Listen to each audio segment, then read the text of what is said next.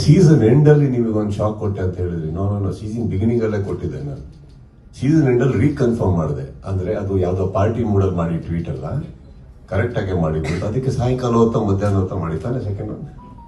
So ಅದು ಅಲ್ಲೇ ಇತ್ತು actually. But I guess now one season 12 is happening.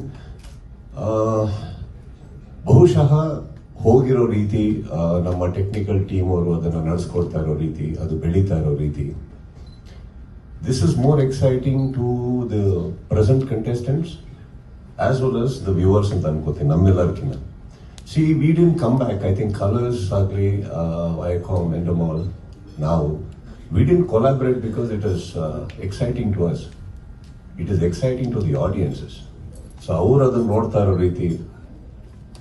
So, ಬಹುಶಃ this adds on the way it has grown over the last, at least over the last 2 to 3 years. I think the growth has been really big, huge, and bigger leaps. Yeah, the small leaps are like graphically. So I think that way the contestants will be very happy.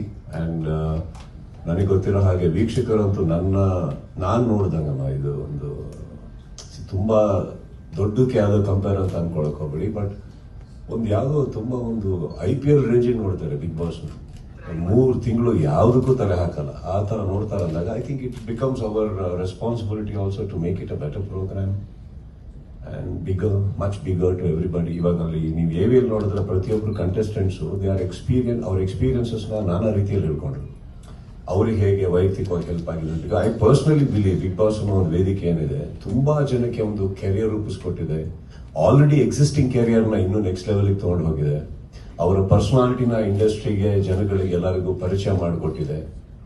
ನೀವು ಒಬ್ಬರು ವ್ಯಕ್ತಿ, ನಿಮ್ಮಲ್ಲೊಂದು ವ್ಯಕ್ತಿತ್ವ ಇದೆ, ಕಲೆ ಅನ್ನೋದು, ಬಿಟ್ಟು ಅನ್ನೋದನ್ನು ಕೂಡ ಹೊರತುಪಡಿಸಿ ಅದೆಲ್ಲ ಹೊರತುಪಡಿಸಿ ಹೇಳ್ಕೊಡುತ್ತೆ. So I think it's a very big stage and it's coming back in a bigger way.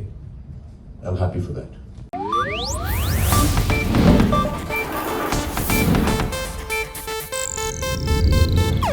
ಇದು ಏಷ್ಯಾನೆಟ್ ನ್ಯೂಸ್ ನೆಟ್ವರ್ಕ್ ಪ್ರಸ್ತುತಿ.